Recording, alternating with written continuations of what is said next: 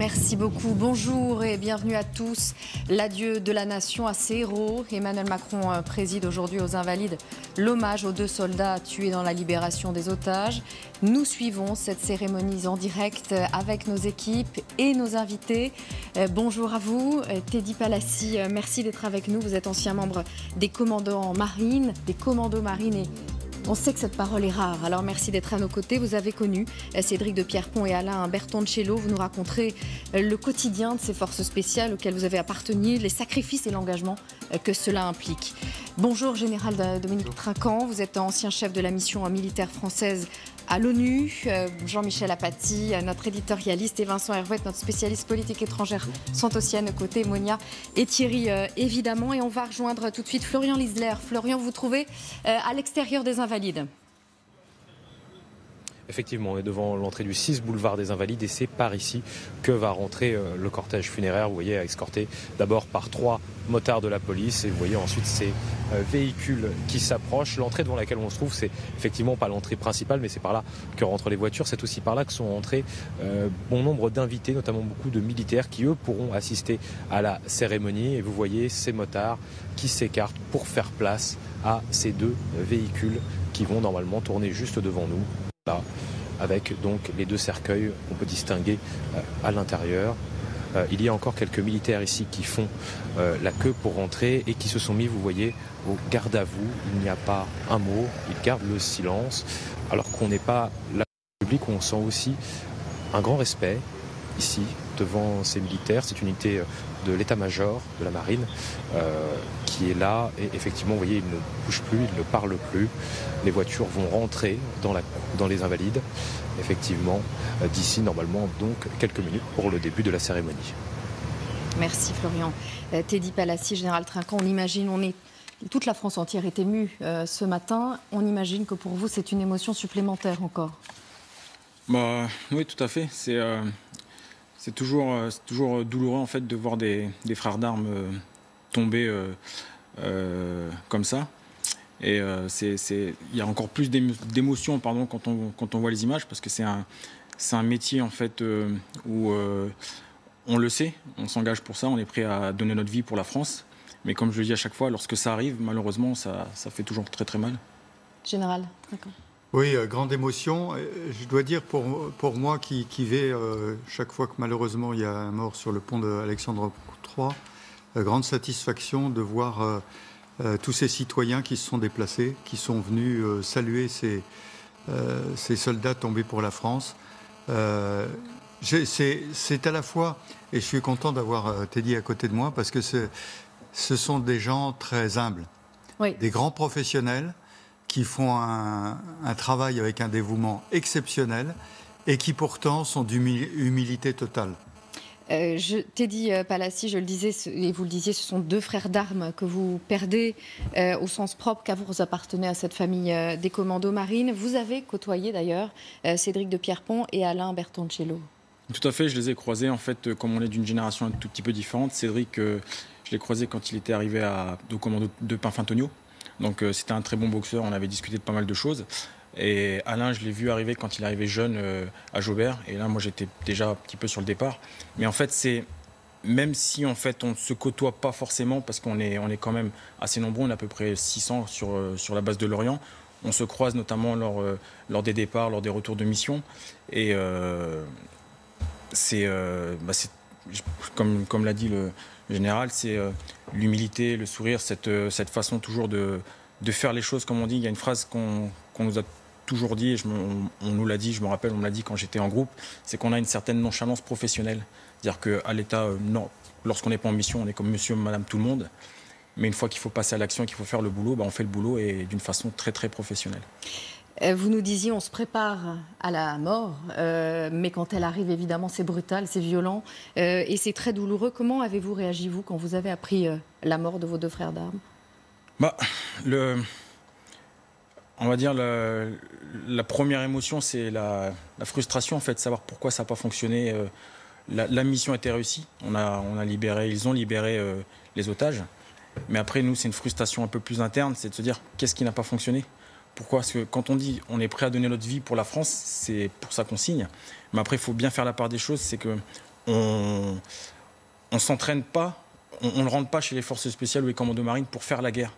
En fait, on rentre chez les commandos marines pour se préparer le jour J quand il va falloir faire la guerre. Mais moi, personnellement, je n'ai pas fait la guerre, mais je suis pas malheureux de ne pas l'avoir fait. Parce que la guerre, c'est pas un jeu vidéo. On part, on n'est pas sûr de revenir. Donc il faut vraiment prendre ça en compte. Vous êtes là pour libérer des otages notamment, évacuer des ressortissants. Vos missions premières sont là. Les différents groupes, en fait, oui, sur les différents commandos en fait, qu'il y a, on a des 4 commandos qui sont à Lorient. Donc dans les 4 commandos qui sont à Lorient, vous avez Jaubert, de Montfort, de Pinfintonio et le commando Trépel. Et en fait, dans chaque commando, vous avez plusieurs groupes. Et dans chaque commando, vous avez un groupe de contre-terrorisme et de libération d'otages, qui lui est spécialisé vraiment dans cette partie-là. Et 2 contre-terrorisme et libération d'otages, 2 groupes qui sont à Hubert. Commandant Trinquant, quand vous avez appris, et vous aussi, la mort de ces 2 soldats, comment avez-vous réagi? Est-ce que c'est de la tristesse? Est-ce que c'est de la frustration, comme vient de le dire Teddy Palassi? Non, alors j'apprécie le terme frustration, c'est le professionnel qui se dit l'opération complètement réussie, c'est sauver les otages, tout le monde revient vivant. Donc s'il y a des morts, c'est qu'il y a quelque chose qui n'a pas marché et on va analyser tout de suite pour que ça ne se reproduise pas. Moi, ma réaction, bien sûr, ayant quitté le service depuis un petit moment maintenant, ce sont des frères d'armes qui ont rempli leur mission. La mission a été remplie, elle a été réussie. Et malheureusement, lorsque des militaires partent en opération, au combat, ils partent pour gagner. Ils partent pour gagner. Et malheureusement, parfois, la mort est sur le chemin. Et si elle est sur le chemin, c'est qu'il y a quelque chose qui n'a pas été au bout du compte. Et donc, c'est cette analyse qui arrive derrière du professionnel qui se demande ce qui n'a pas marché. Pour moi, c'est simplement, la mission a été remplie. Le général Lecointe, tout à l'heure interviewé, a très très bien expliqué que le but, c'est la lutte contre le terrorisme. Des otages, c'est de la monnaie dans les mains des terroristes qui va leur permettre de continuer leur combat. Donc, il faut lutter pour les sortir des mains, non seulement parce que ce sont des citoyens français, mais parce qu'en plus, il ne faut pas laisser ces moyens dans les mains des terroristes. Cette lutte contre le terrorisme, Vincent, sur ces terrains-là, Antoine Glaser, par exemple, qui est spécialiste du continent africain, disait avec 4500 soldats pour 5 millions de kilomètres carrés, Barkhane, c'est mission impossible. C'est mission impossible non seulement parce que, effectivement, c'est quand même pas mal, 4500 hommes. Il y en a 30 000 au total. Si vous ajoutez les contingents de casques bleus, plus les hommes du G5, plus les forces spéciales, plus les Américains, plus les armées nationales, il y a quand même pas mal de corps habillés qui sont déployés. 30 000 hommes, c'est beaucoup.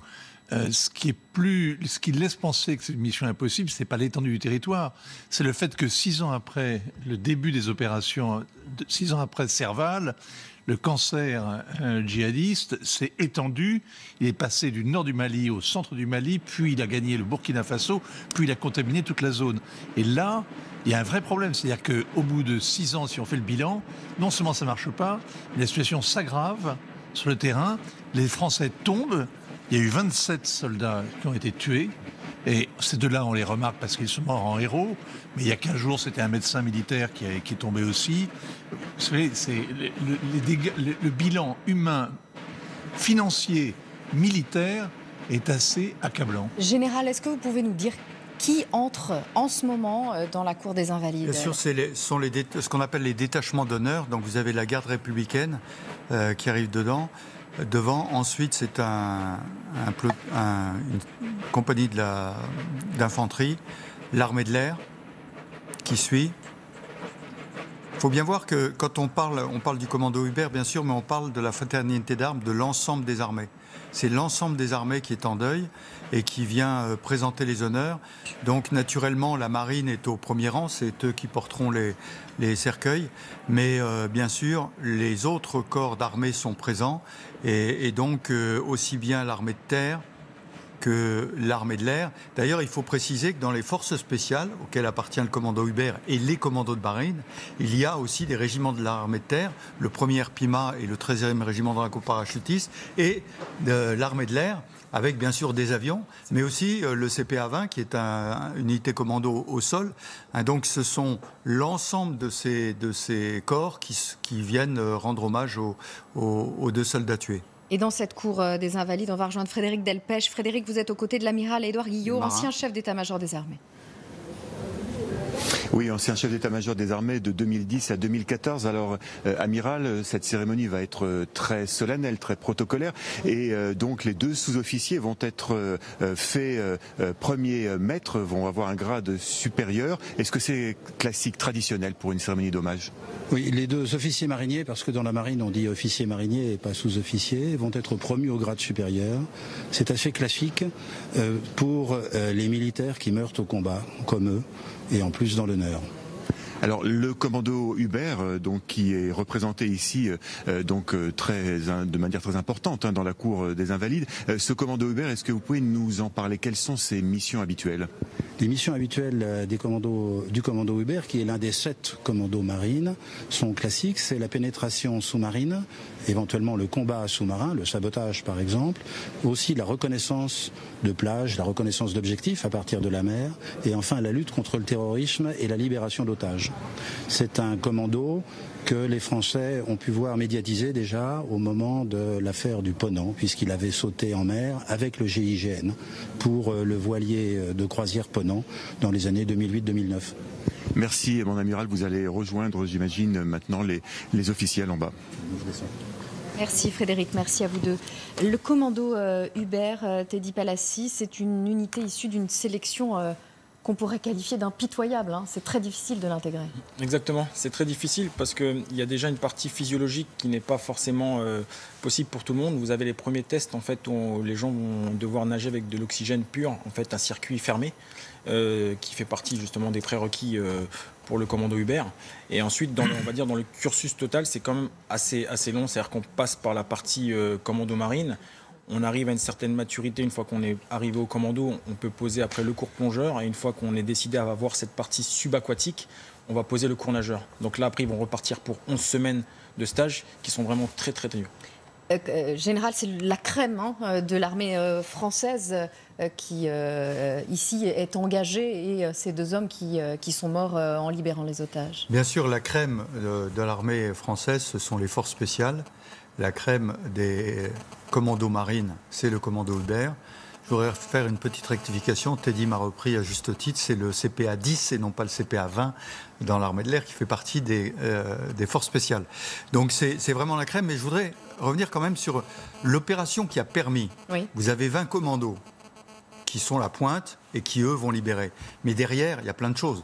Il y a la logistique, il y a les drones qui observent, il y a les avions qui sont prêts à intervenir, il y a les médecins qui sont prêts à soigner. Donc c'est tout un ensemble, un dispositif important qui permet une opération comme celle-là.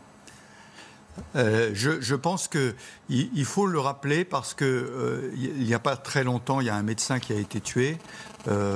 Avant, il y en a eu d'autres, malheureusement, souvent sur des mines d'ailleurs, parce que dans ce pays, ce sont souvent ce qu'on appelle les dispositifs explosifs improvisés qui tuent les gens. Là, c'est un peu différent.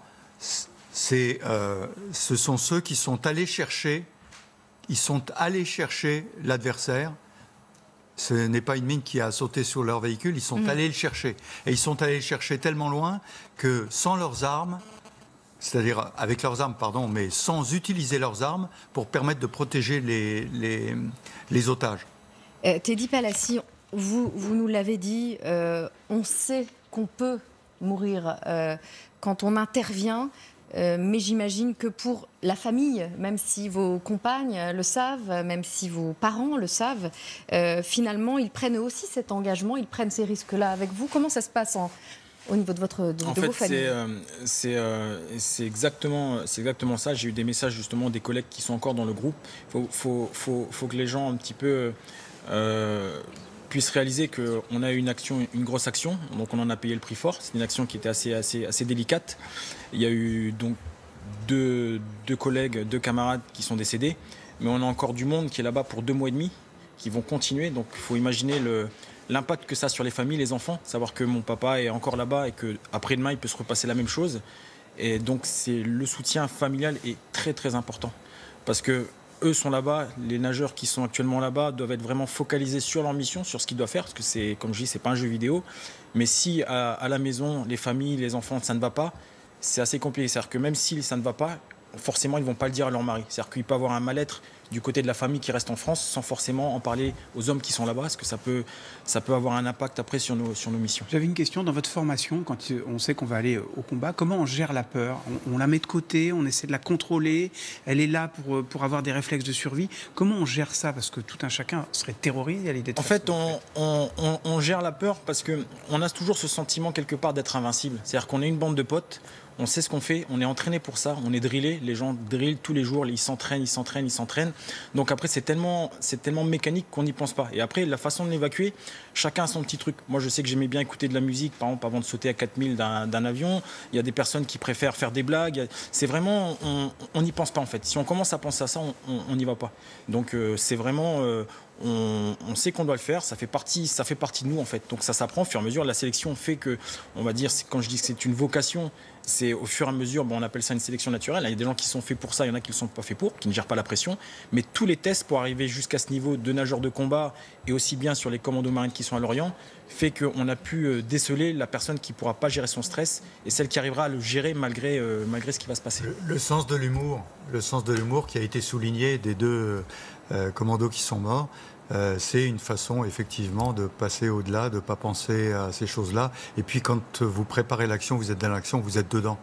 Vous êtes tellement dans le sujet que vous ne pensez pas à autre chose. C'est clair. Jean-Michel, à Paty, on voit un certain nombre de personnalités arriver. Et bien évidemment, cette cérémonie qui est présidée par Emmanuel Macron. Le rôle du président, chef des armées, c'est un moment important forcément dans un quinquennat, ce type d'hommage national autour de la France oublie française. Peut-être dans le cours des jours que le chef de l'État, donc le chef de l'État français, l'une de ses missions principales, la plus importante, c'est d'engager les armées quand la situation le justifie, c'est-à-dire de demander à certains de ses concitoyens d'aller risquer leur vie pour défendre les intérêts de la nation. Ça ne fait pas beaucoup l'objet de débats. L'action militaire ne fait pas beaucoup l'objet de débat. On en parle de manière périphérique quand on parle, par exemple, du budget de la défense nationale. Mais on ne s'intéresse pas beaucoup dans le débat quotidien aux missions de l'armée, aux actions particulières que mènent les armées françaises déployées sur plusieurs théâtres. Mais quand on est chef de l'État, évidemment, il faut avoir une réflexion sur ces problèmes-là. Il faut prendre des décisions. C'est Emmanuel Macron qui a donné le feu vert pour l'action vendredi, évidemment. Et c'est une part essentielle, importante, celle dans laquelle sans doute le titulaire du pouvoir s'investit le plus que de diriger les armées. Il y a des décisions extrêmement importantes qui sont prises, dont on n'a pas toujours conscience ou connaissance, mais qui sont le cœur de l'action politique. Et d'une certaine manière, rapporté à la politique, la guerre, la paix, c'est ce qu'il y a de plus archaïque dans les nations. Nous avons la chance de vivre depuis plusieurs décennies sans ennemis directs qui menacent le territoire. Alors on a un peu perdu tout cela de vue, mais là, bien sûr, au travers de cette cérémonie, c'est peut-être l'occasion de prendre conscience de cette dimension essentielle de la politique. Général. Oui, la particularité de notre organisation française est que le chef des armées, qui dirige directement, c'est-à-dire qui donne les ordres directement, après compte rendu au Parlement, etc. Mais c'est lui directement. Et vraiment un système très particulier. Dans l'opération qui a été menée, il faut rappeler que l'opération est montée. Le chef d'état-major des armées appelle le président qui est en Roumanie, qui va prendre l'avion pour rentrer, qui a auprès de lui le chef d'état-major particulier, particularisme aussi. Il est toujours avec lui parce que la boîte nucléaire part de là. La décision. Et là, c'est naturellement pas la décision nucléaire, mais c'est une décision importante. Il briefe, il dit « Monsieur le Président, voilà, je suis capable de monter une opération, on est capable de monter une opération. » Et le général Lecointre le disait tout à l'heure, tout ceci n'a pas duré plus d'une demi-heure. Il ne s'agit pas de décrire totalement l'opération, il s'agit d'une confiance établie entre le chef de l'État et les forces armées. Ils sont capables de le faire. Je disais que moi, j'ai eu l'occasion de vivre en direct en Yougoslavie, le coup de téléphone entre le président de la République et un général, ça ne dure pas très très longtemps. Est-ce que vous pouvez monter l'opération ? Oui. Et à ce moment-là, la confiance, et c'est l'amiral Isnar, le commandant des opérations spéciales, qui sur le terrain dit aux commandos qu'ils peuvent y aller et mener l'opération. Mais sans le feu vert du chef de l'État, rien ne se fait. Oui, sans le feu vert de l'État, rien ne se fait, tout à fait. Bienvenue si vous nous rejoignez. L'adieu de la nation à ses héros. Emmanuel Macron préside aujourd'hui aux Invalides l'hommage aux 2 soldats tués dans la libération des otages. Nous suivons cette cérémonie en direct à l'hôtel des Invalides avec nos équipes sur place, bien évidemment. Nos invités ici en plateau, à commencer par Teddy Palassi, ancien membre des commandos marines, et le général Dominique Trinquant. On va rejoindre dans cette cour des Invalides Amélie Carouer. Amélie, on voit les invités arriver pour cette cérémonie qui devrait plus tarder à commencer. Oui, les membres des familles des 2 défunts, pour certains, sont déjà arrivés, installés dans cette cour. À leur gauche, il y a les officiels aussi. On a déjà aperçu quelques figures de la vie politique. Toutes les étiquettes politiques sont d'ailleurs représentées. Des membres du gouvernement commencent à arriver. On rappelle que des prédécesseurs d'Emmanuel Macron seront bien présents. Face à eux, il y a les différentes sections de l'armée, terre, air, marine qui sont déjà installées. Je peux vous dire que l'émotion, elle s'est déjà imprégnée dans ces murs un peu plus tôt quand nous avons aperçu les membres du commando Hubert traverser cette cour, le visage à moitié masqué, cagoulé. Leur anonymat doit absolument être respecté, raison pour laquelle nous ne pouvons pas tout vous montrer, raison pour laquelle aussi il n'y a qu'un certain nombre d'invités ici triés sur le volet. Moment fort attendu, notamment l'arrivée du président et de la première dame à 11h et les 2 cercueils qui vont sortir de la cathédrale Saint-Louis des Invalides peu après, drapés dans les couleurs nationales et reliés par les sangles qui représentent leur commando notamment.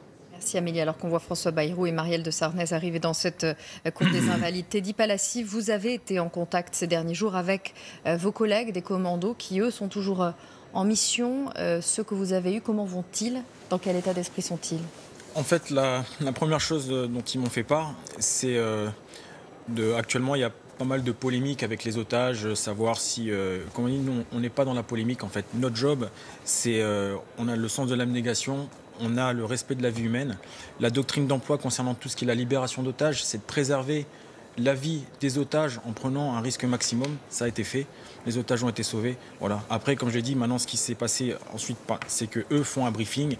Et lorsqu'ils vont faire un briefing, ou on appelle ça un rétex, un retour d'expérience, ils débriefent, tout le monde autour d'une table, tous les groupes, et on discute de savoir voilà, qu'est-ce qui n'a pas fonctionné et comment est-ce qu'on va faire, comment est-ce qu'on peut améliorer tout ça pour que ça ne se reproduise pas. Et c'est vraiment quelque chose ils ont vraiment insisté sur ça parce que quelque part c'est un manque de respect pour la mort de Cédric et Alain d'avoir une polémique sur c'est des otages, on les a sauvés. Voilà, la seule chose qu'on pourrait vraiment mettre en avant, c'est qu'il existe sur le site du ministère des Affaires étrangères des lieux où on vous préconise ou pas d'y aller. Et voilà. Alors qu'on voit la France insoumise arriver, emmenée par Jean-Luc Mélenchon avec Alexis Corbière et Adrien Quatennens. Les polémiques que vous évoquez, Teddy Palassi, certains militaires, alors de façon anonyme, ont été cités par le journal Le Monde, notamment en disant on est prêt à se faire trouer la peau, mais 2 de nos gars sont morts pour sauver des gens qui ont commis une imprudence caractérisée. Mais la plupart d'entre vous, Général Trinquant, ne voulaient pas entrer dans ces polémiques-là. Non, mais bien sûr, je reprends tout à fait ce qu'a dit Teddy et ce que disent les commandos. La mission a été accomplie, la mission était de sauver 2 personnes. Pour prendre des éléments moins dramatiques, lorsque des skieurs font du hors-piste, on va les chercher. Lorsque d'autres incidents arrivent, on le fait. Donc cette polémique n'a pas lieu d'être. Ça ne veut pas dire qu'il ne faut pas débriefer, qu'il ne va pas falloir... Le ministre, M. Le Drian, a raison de rappeler les règles qui doivent être appliquées, bien sûr. Mais pour les commandos, ils sont allés sauver 2 vies humaines. Ils en ont sauvé 4 d'ailleurs, au passage. Et donc ils ont parfaitement accompli leur mission. Et au moment où on va faire une cérémonie en leur honneur, pas de polémique sur ce sujet. Vincent? Non, il n'y a pas de polémique sur le fait qu'ils aient accompli leur mission, mais c'est pas faire injure à leur mémoire, c'est pas manquer de respect par rapport au sacrifice que subit leur famille aujourd'hui. Le pays tout entier est dans la peine et il est rassemblé. On regarde le chef de l'État et on regarde l'armée ainsi dans la cour des Invalides. Et on doit quand même s'interroger sur cette guerre parce que des soldats français qui meurent par rapport à l'Afghanistan, il y en a eu près de 90 soldats français. On se rappelle de ceux de Verbania, ceux qui sont morts à Ouzbine, parce qu'ils étaient nombreux qui étaient dans la cour des Invalides, mais il y en a eu 90 au total. Et on ne parle pas des Invalides, justement, on ne parle pas de tous les blessés, on ne parle pas de tous ceux qui gardent ensuite des séquelles lourdes de ces combats. Et au Sahel, il y a près d'une trentaine de Français aussi, de soldats français donc c'est l'occasion quand même, dans ces moments de deuil, c'est aussi l'occasion de s'interroger sur la guerre qui est menée, sur le résultat, non pas tactique, non pas de la mission, mais plus généralement de la bataille qui est en cours, et de se poser des questions. Ça fait 6 ans qu'elle dure au Sahel. Il est normal qu'on se pose des questions. Alors que Richard Ferrand, le président de l'Assemblée nationale, vient d'arriver et rejoindre une partie de la majorité. On a vu Gilles Legendre qui dirige les députés de La République En Marche. Nadine Morano aussi, vous l'apercevez. Monia ? Oui, Teddy, j'avais une question. Vous nous parliez justement de votre double vie. Un peu, sur le terrain, vous êtes dans l'adrénaline et vous risquez votre vie, puis après vous revenez dans votre vie civile. Comment est-ce qu'on arrive à décrocher ? Comment est-ce qu'on peut facilement aller à la boulangerie, aller chercher ses enfants ? Est-ce qu'on décroche aussi facilement de la mission ? En fait, on ne décroche pas aussi facilement. On décroche pas aussi facilement. Ce serait mentir de dire qu'on décroche. On a quand même, et d'autant plus ceux qui sont encore d'actifs, vous partez d'un milieu où c'est la guerre, dans un contexte très particulier, et vous rentrez en France, vous faites quelque chose d'extraordinaire le lundi, et vous rentrez en France le vendredi, vous allez chercher vos enfants à l'école, vous faites vos courses, vous tondez la pelouse et vous faites engueuler parce que le voisin il vous dit c'est dimanche. C'est ça en fait le gros décalage. Mais par contre, on prend sur nous une fois de plus, et la famille, la famille est là pour apaiser toute cette tension qui est à l'intérieur. Mais une fois de plus, c'est ce qui fait notre... C'est ce qui fait de notre rareté, en fait. On est sélectionné pour ça. On n'est pas des gens fous, on n'est pas des fous furieux. Comme on dit, on part, mais on veut revenir. Personne part pour mourir. Mais votre question est très, très judicieuse, parce que les militaires, globalement, pas seulement les commandos, mais partent pour 4 mois. Ils sont absents de leur vie de famille pendant 4 mois.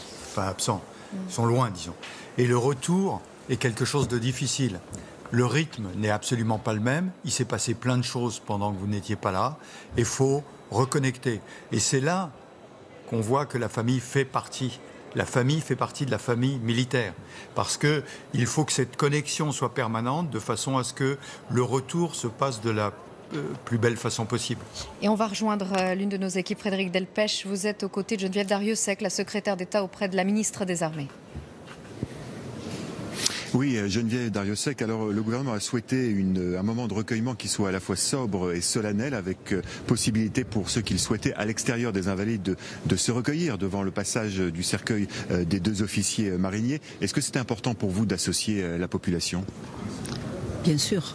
Et cette cérémonie, elle a beau se tenir dans la cour des Invalides maintenant, c'est l'hommage de tous les Français au travers du président de la République à ces deux officiers mariniers qui ont tant donné pour la patrie.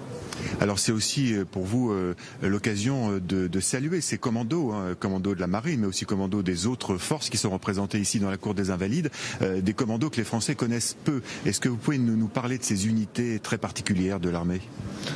Écoutez, ce sont des unités qui ont un entraînement très exigeant, qui pour répondre à des missions qui sont très particulières, très exigeantes également, et qui requièrent un grand niveau d'engagement, de solidarité, de fraternité et d'engagement pour la patrie. Donc voilà, c'est une préparation très particulière qui se fait là dans la marine, mais il y a aussi des forces spéciales dans l'armée de terre et dans l'armée de l'air. Alors Cédric de Pierrepont et Alain Bertoncello vont recevoir la Légion d'honneur à titre posthume tout à l'heure ici au cours de cette cérémonie qui sera très émouvante. C'était pour vous indispensable ce geste à la fois du gouvernement et de la France ? Oui, je crois qu'il faut reconnaître la valeur, la grande valeur, l'immense valeur de ces soldats. Et je crois que le président de la République va ainsi les honorer. Et c'est aussi très important pour leur famille. Merci Geneviève Darrieussecq. Merci.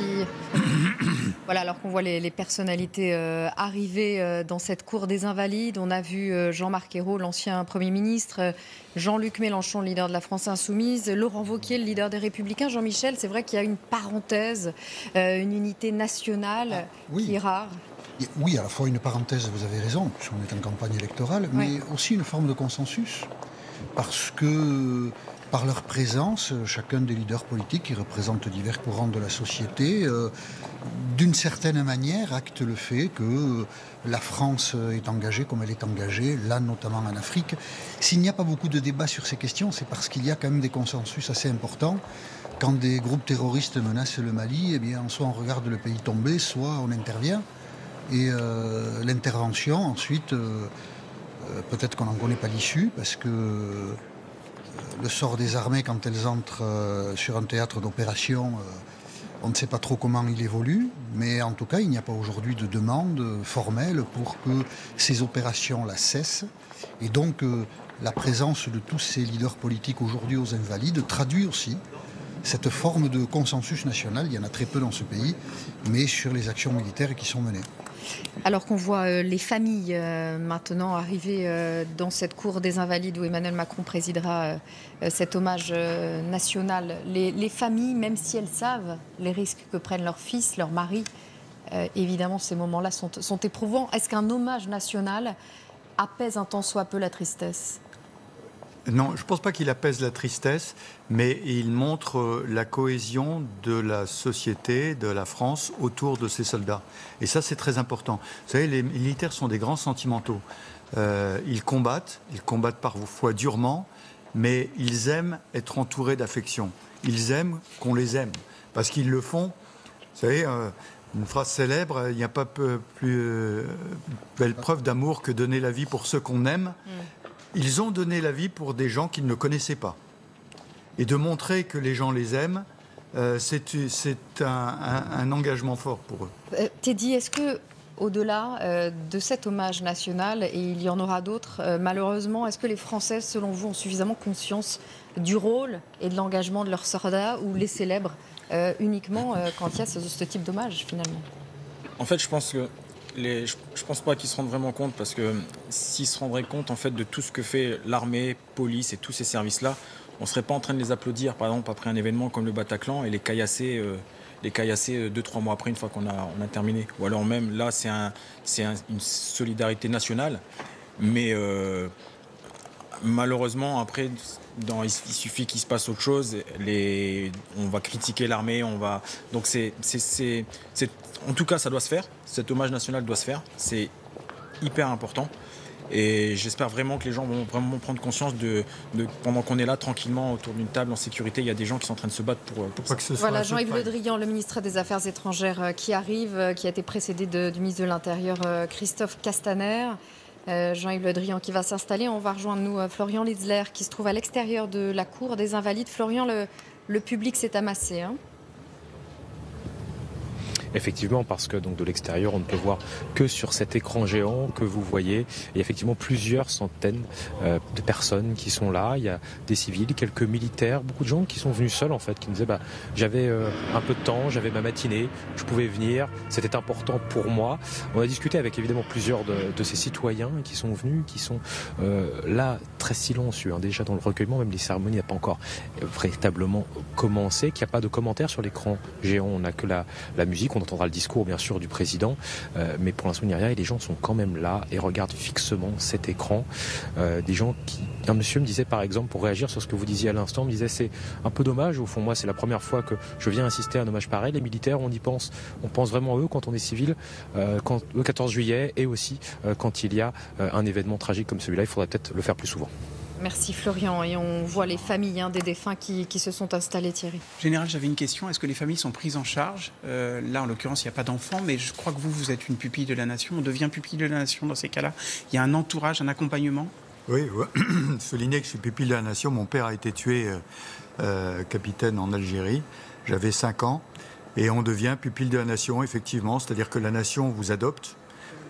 Ce qui veut dire que la veuve a naturellement une pension, généralement pas très élevée, et puis qu'il y a un certain nombre d'événements dans lesquels, lorsque j'ai voulu rentrer en 1968, date importante, en classe de seconde, j'ai passé le concours pour rentrer dans un collège militaire, et je pense que le fait d'être pupille de la nation m'a aidé, c'est sûr.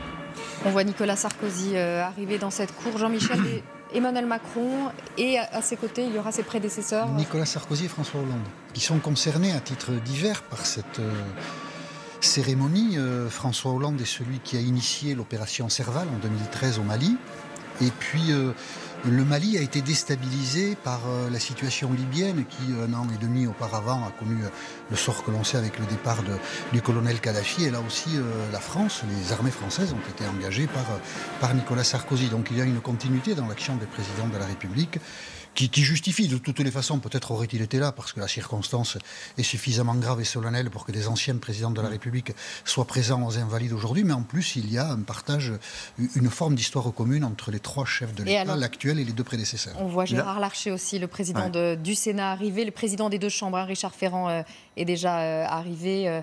Gérard Larcher, précédé de Bruno Retailleau, le patron des sénateurs républicains. Général ? Les honneurs viennent d'être rendus au drapeau. Dans les cérémonies militaires, il y a toujours un drapeau qui représente l'État.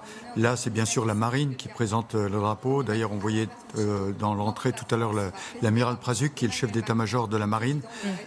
Donc, c'est le début de la cérémonie. Les troupes sont mises en place. Le drapeau, les honneurs ont été rendus avec la Marseillaise. Et la phase suivante, ça sera bien sûr lorsque le chef de l'État arrivera pour présider la cérémonie. C'est assez marquant de voir toutes les autorités politiques, toutes les autorités militaires qui sont présentes, mais plus à l'extérieur, parce que bien sûr ils n'ont pas accès à l'intérieur, à l'extérieur tous ces citoyens qui sont venus.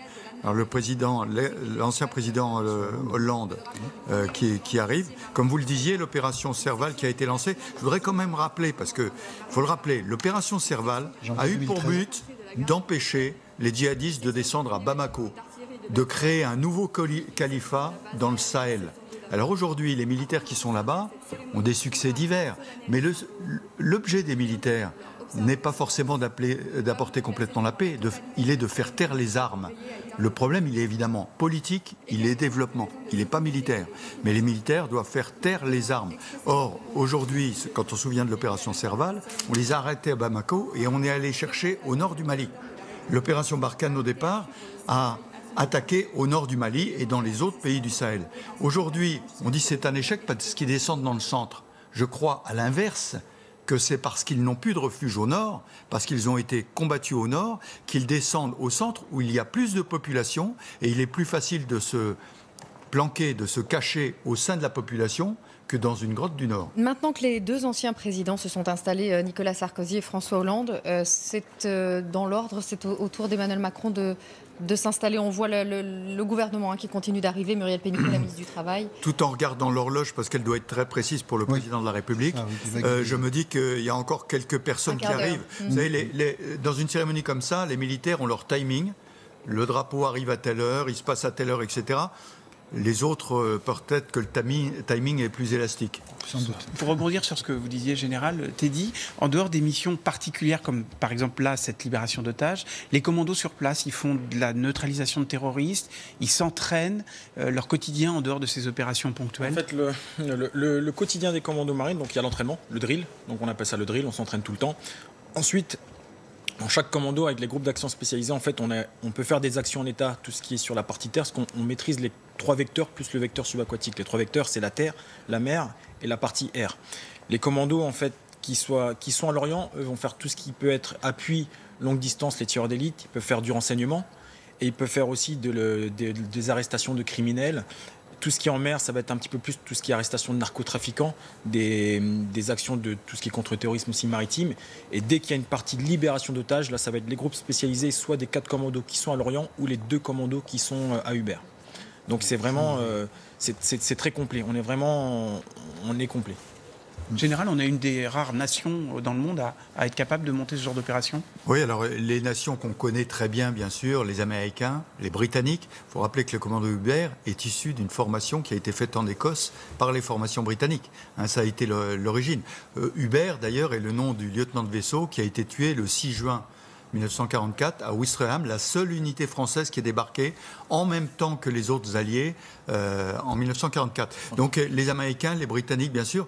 Les Russes ont aussi des commandos, les Israéliens ont aussi des commandos, mais en Europe, les Britanniques et les Français sont quasiment les seuls à avoir ce niveau de professionnalisme. Amélie Carrouard, Amélie, vous êtes dans la cour des Invalides où on a vu les familles s'installer, où on attend maintenant le président de la République. Oui, en effet. Et de là où nous nous trouvons, en hauteur, dans la cour des Invalides, dans les coursives, l'émotion, elle est très forte. Nous apercevons les familles de dos, nous les voyons s'entrelacer. Certains ont les portraits des deux héros, des deux défunts dans les bras. Et effectivement, l'émotion prend chacun ici, sachant qu'effectivement, il y a ce silence qui s'est installé dans l'attente de l'arrivée du président de la République. Face à ces membres des familles, il y a les différentes sections qui se sont installées depuis un moment maintenant, maire, et puis les officiels quasiment au complet désormais, membres du gouvernement, prédécesseurs d'Emmanuel Macron qui sont juste à leur gauche. Et un peu plus tôt encore, là l'émotion était vive aussi quand le commando Hubert auquel appartenaient les deux hommes a traversé cette cour. Ils reviendront un peu plus tard, portant cette fois les deux cercueils qui vont sortir de la cathédrale des Invalides d'ici quelques minutes après l'arrivée du président. Merci Amélie. On voit Sibeth Ndiaye, la porte-parole du gouvernement, arriver aussi dans cette cour des Invalides. Monia ? La semaine dernière, pendant l'armistice, la France célébrait justement ces héros qui se sont battus contre le nazisme. Est-ce que le héros aujourd'hui, enfin en tout cas la définition du héros moderne voulu par Emmanuel Macron, ce sont ces militaires ou ces policiers qui sont tombés dans cette guerre contre le djihadisme ? Alors que le Premier ministre Édouard Philippe est en train d'arriver, accompagné du ministre de l'Éducation nationale, Jean-Michel Blanquer. Oui, moi j'aurais tendance à séparer un petit peu les deux. Le commando Hubert, très grand professionnel qui réussissent des opérations extraordinaires. Le héros, il va au-delà. C'est celui qui a donné sa vie dans des circonstances très particulières. Hein. L'assaut donné sans tirer, en attendant que les terroristes tirent et se fassent neutraliser immédiatement. Mais il y a eu cette phase dans laquelle ils se sont oubliés pour aller au-delà et aller vraiment au sacrifice de leur vie pour sauver les otages. C'est là que je vois la différence, vous voyez, entre le héros et le grand professionnel. Tous les militaires sont des professionnels. Le héros est celui qui est allé au-delà. Vincent ? Oui, non, mais le cadre majestueux et hérité de Louis XIV, le rituel totalement mis en scène par les traditions militaires est tellement éprouvé, tout ça à la fois canalise l'émotion, l'exalte, et en même temps donne un sens au sacrifice qui a été ainsi fait. Et tout ça est fait pour donner à chacun à la fois le sentiment d'une certaine fierté, le sentiment d'appartenance à la nation, et en même temps, effectivement, honorer les héros, les peuples ont besoin de héros.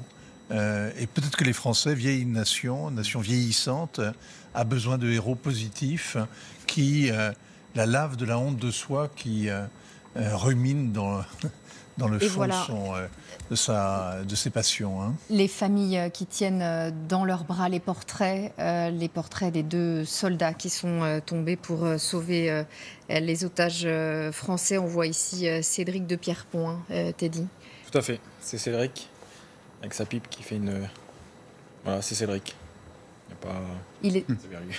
Commando Hubert. Commando Hubert est un homme exceptionnel en fait, mais j'ai envie de dire comme tout, je vais me répéter, mais on a tous plus ou moins le même profil à la base. C'est-à-dire que si on a été sélectionné, si on a réussi à sortir du stage commando et être breveté commando marine, c'est qu'on a plus ou moins le même profil type. Et après, tout le monde a ses compétences, on a tous nos forces et nos faiblesses. Mais l'humilité, notre savoir-faire et le sens, en fait, comment je pourrais dire ça ? Une vie, c'est important en fait. Donc c'est pour ça que sauver des gens, voilà, c'est hyper important. Il faut avoir le respect de la vie des autres.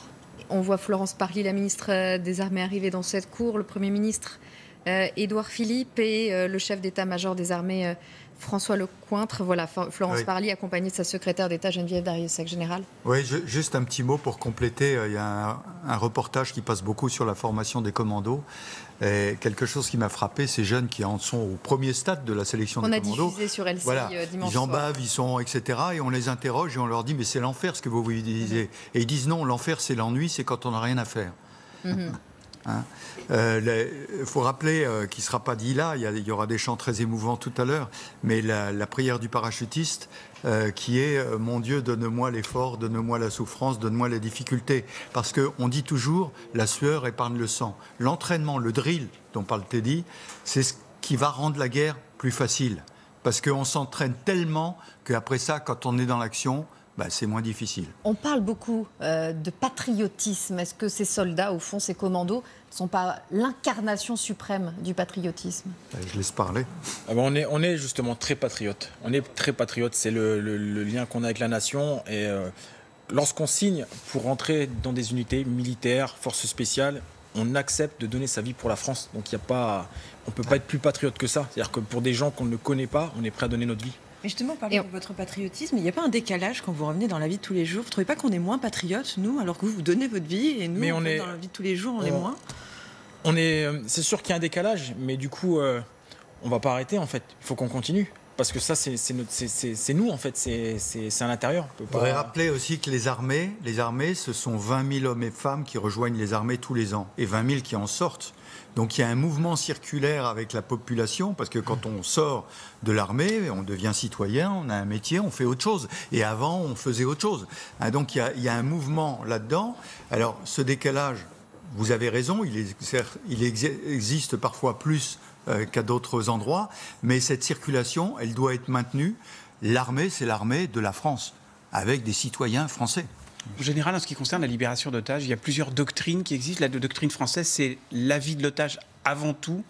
Je crois qu'il y a d'autres armées, comme les Russes, où il y a... Oui, il y a une prise d'otage célèbre en Russie, dans laquelle, effectivement, il y a eu énormément de morts. Vous avez raison. La doctrine française, c'est la vie de l'otage avant tout. Oui, je ne veux pas caricaturer, mais la prise d'otage, ça peut être on tue d'abord les preneurs d'otages parce que ce sont nos ennemis, ou on sauve d'abord les otages. J'ai eu l'impression que du côté russe, c'était plutôt la première option, nous c'est plutôt la deuxième. Teddy, quand vous avez ces missions à remplir, justement, quelle est votre priorité ? La priorité, c'est la vie des otages. C'est la vie des otages, la priorité. Parce que là, on est sur... il y a eu une action qui a été faite par les nageurs de combat. On a perdu 2 camarades. Imaginez si ça avait été l'inverse. En France, si on avait tué les 2 otages, je pense que le discours était totalement différent. Et justement, ce patriotisme, peut-être qu'on ne l'aurait pas. Parce qu'on nous aurait sorti des messages peut-être sur les 2 otages ont été tués. On paye peut-être toujours ce qui revient. C'est-à-dire que les militaires, les impôts, etc., on les paye. Ils ne sont pas capables de ramener. Alors que là, ce n'est pas le cas. On a libéré les otages. Ils ont libéré les otages. On a perdu, comme dit, 2 camarades. 2 bons camarades. Et maintenant, c'est à eux de retravailler et à nous de retravailler pour que ça ne se reproduise pas de cette façon. Libérer les otages, c'est votre priorité, mais il n'y a pas un moment d'hésitation, de peur Il y a toujours l'hésitation, mais l'hésitation et la peur, en fait, il faut qu'on la maîtrise. Il faut qu'on la maîtrise. N'importe quelle unité militaire en force spéciale, lorsqu'on est dans des situations pareilles, j'ai mes collègues qui ont participé au Bataclan. Pareil, quand ils sont rentrés, que ce soit le RAID, la BRI, il y a toujours cette peur, c'est normal, on a cette peur. La peur, en fait, nous prouve qu'on n'est pas inconscient. Si on n'avait pas peur, c'est qu'on est inconscient. Vincent ? 2 choses. La première, c'est que dans la longue litanie des prises d'otages depuis 40 ans de Français qui électrisent l'opinion et qui font la une, les libérations en force sont l'exception. La règle générale, c'est la négociation, les palabres et on paye, ou on fait payer par les autres. Dans les cas très rares où il y a eu une intervention des forces spéciales et notamment des commandos marines, il y a très peu de cas, en réalité. Il y a l'affaire du Ponant. Et c'est très frappant de voir qu'est-ce que sont devenus les preneurs d'otages. Dans le cas du Ponant, la plupart se sont évanouis dans la nature. Ceux qu'on a arrêtés avec notre opération héliportée sur le sol somalien, ils ont été capturés, ils ont été ramenés en France, ils ont été condamnés par les tribunaux. Sur les 6 qui ont été condamnés, 4 ont vu leur peine finalement... ils n'ont pas été condamnés parce qu'ils avaient fait de la détention préventive et qui était couverte, ou ils ont été carrément amnistiés parce qu'on n'a pas réussi à prouver leur culpabilité. Là-dessus, il faut savoir que la France a été condamnée par la Cour européenne des droits de l'homme pour détention abusive. Et ensuite, on leur a versé une réparation pour détention abusive, là encore, de 90 000 € au titre de préjudice moral pour chacun. Ce qui veut dire que, dans un premier cas, quand on prend des Français en otage, si on ne se fait pas tuer au moment où on les libère, on a de bonnes chances de bien s'en tirer. C'est le cas le plus fréquent. On voit les familles ici, et la famille de Cédric de Pierrepont tenir dans ses bras le portrait de l'un de ces 2 soldats morts pour libérer des otages. Les commandos marines, Teddy, auxquels vous avez appartenu pendant des années, c'est vraiment une famille. C'est une famille, c'est vraiment une famille, c'est parce qu'on a vécu tellement de choses fortes en fait, de par la sélection, de par ce stage commando qui est éprouvant, de par les pertes, parce que là aujourd'hui c'est Cédric et Alain, mais le premier commando force spéciale qui est mort, c'était mon ancien binôme avec qui j'étais au commando Jaubert, qui était Loïc Lepage. Et ensuite, on a eu Strong, Jonathan Lefort, qui est décédé lors d'une mission HK-35, pour ceux qui ont vu, qui s'est passé en Afghanistan. On a eu Benjamin Bourdet et Frédéric Paré. Donc, tout ça fait que forcément, ça nous unit, puisque on est liés par ce parcours, en fait, ce parcours qui est atypique. Chacun, vous imaginez, quand on parle justement d'élite au niveau des nageurs de combat, ils en sont au numéro de badge 1050. Ça veut dire qu'il y a eu 1050 nageurs de combat entre les marins et les terriens. Donc c'est vraiment très peu. Et chez les commandos marines, moi je suis numéro 7614. On arrive un peu plus loin, mais c'est pas beaucoup. Donc forcément, on est liés par ça. Et on est liés, comme on dit, commando un jour, commando toujours.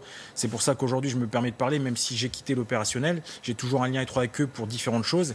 Et là, j'ai l'occasion justement de porter leur message, parce que on est une famille, Et on vous remercie d'être à nos côtés vraiment ce matin, parce qu'on sait que la parole d'un ancien commando, la parole de ces hommes-là, de nos héros, est rare. Bienvenue si vous nous rejoignez. Voici l'adieu de la nation à ces héros. Emmanuel Macron préside aujourd'hui aux Invalides l'hommage national aux 2 soldats tués dans la libération des otages. Nous suivons cette cérémonie en direct avec nos équipes sur place et avec nos invités, avec Teddy Palassi, ancien membre des commandos marines, le général Trinquant, Vincent Hervouet, Jean-Michel Apathy. Monia. Teddy Palassi, est-ce que vous êtes déjà préparé à votre mort lorsque vous étiez en mission? Est-ce que vous avez déjà demandé à un des membres du commando, à un de vos camarades, de prendre soin de votre famille au cas où? Non, jamais. Vous n'y pensez pas? On n'en parle pas, on parle pas de ça. C'est tabou. On sait ce qu'il y a à faire. Si ça arrive, on sait qu'on connaît. C'est pas des choses qu'on évoque. Après, non, on n'y pense pas du tout. Mais les armées y pensent. Maintenant, chaque soldat, avant de partir, il y a une photo qui est réalisée, qui sera la photo. Ah bon? Oui, bien sûr. Qui sera la photo qui sera produite. Qui sera utilisée lors de l'hommage. Ouais.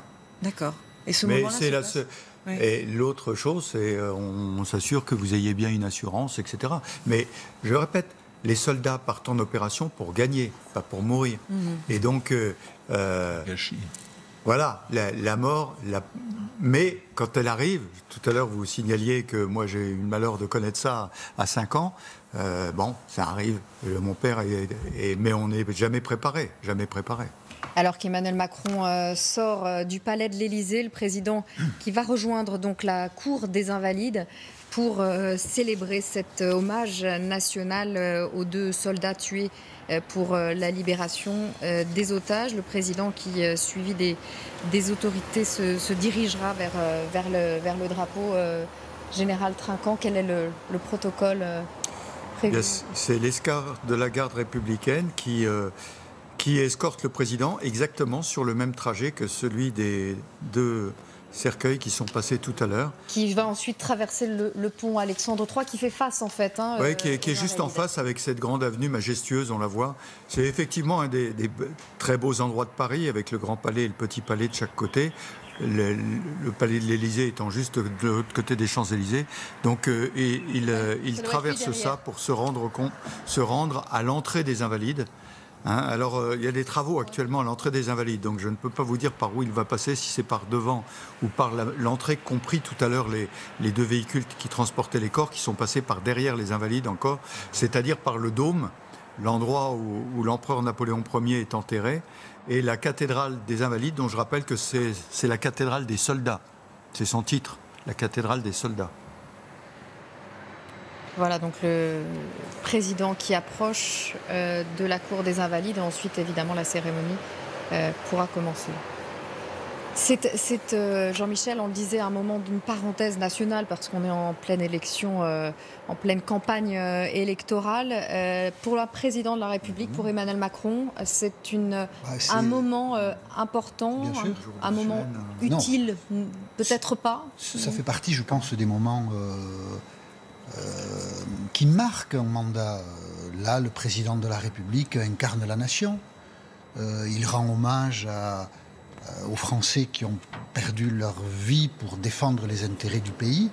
Donc les mots qu'il va prononcer sont des mots qui engagent la nation. Ce sont des moments de vérité pour quelqu'un comme Emmanuel Macron, qui a sollicité et obtenu le mandat qui est le sien de la part de ses concitoyens. Et il n'y a pas d'utilisation politique de ces circonstances-là. À ce moment-là, on n'a pas de calculs électoraux en tête. On incarne la nation. Il n'y a pas de moment, sans doute, où ce mandat a plus de sens que dans ces instants-là, je le crois. Général, très bien. Oui, donc le président arrive par l'entrée principale des Invalides, c'est-à-dire face à la cathédrale, dans cette cour qui est très impressionnante, qui heureusement a été bien restaurée en plus, mais qui est très très impressionnante quand on est à l'intérieur. Très belle cour. Oui. Et donc à gauche, tous les détachements militaires officiels, et à droite les invités. C'est-à-dire que là, c'est toute la nation qui est rassemblée. La nation, c'est quelque chose d'abstrait, mais là, il y a tous les courants culturels, toutes les institutions, des corps constitués. Voilà, si les termes nation française ont un sens, eh bien, elle est matérialisée là, dans cette cour des Invalides, qui est effectivement très belle, sous ce soleil. Voilà, c'est une cérémonie très triste et très émouvante qui va se dérouler. L'espace est intéressant parce que le président, accompagné de son épouse, voilà, rentre et le centre de la cour est complètement vide. Et on le verra tout à l'heure, le président est d'une certaine façon face à ses responsabilités avec ses deux corps. Là, il salue Florence Parly, la ministre des Armées, Geneviève Darrieussecq, la secrétaire d'État aux Armées, le chef d'état-major des Armées. Voilà, si vous pouvez. Le chef d'état-major particulier, le chef d'état-major de la Marine, l'amiral Frazuc, donc, et le gouverneur militaire de Paris, le général Laurey. Et pendant ce temps, les cercueils des deux soldats sont à l'intérieur de la cathédrale Saint-Louis. Oui, c'est ce que j'ai compris, ils sont à l'intérieur et donc ils vont sortir directement et être mis au milieu de la cour. C'est l'aide de camp qui précède le président qui l'accompagne toujours pour lui indiquer où aller, suivi du Premier ministre et de la ministre des Armées.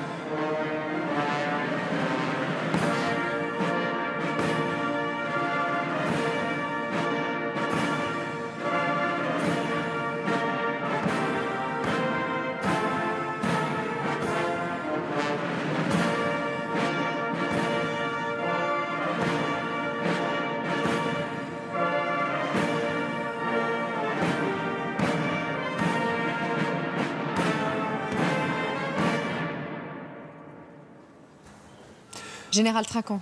Oui, alors le chef de l'État vient de passer les troupes en revue, en saluant d'abord le drapeau qui préside aux honneurs militaires, le drapeau qui ne s'incline que devant le chef de l'État. Et ensuite, il a passé en revue toutes les troupes, terre, air, mer, gendarmerie qui sont présents. Gendarmerie avec la garde républicaine, vous voyez derrière les uniformes de la Medler. Et maintenant, il traverse grand moment de solitude quand on est au milieu de cette cour. Il traverse la cour pour rejoindre les familles et saluer les familles. Voilà, exactement.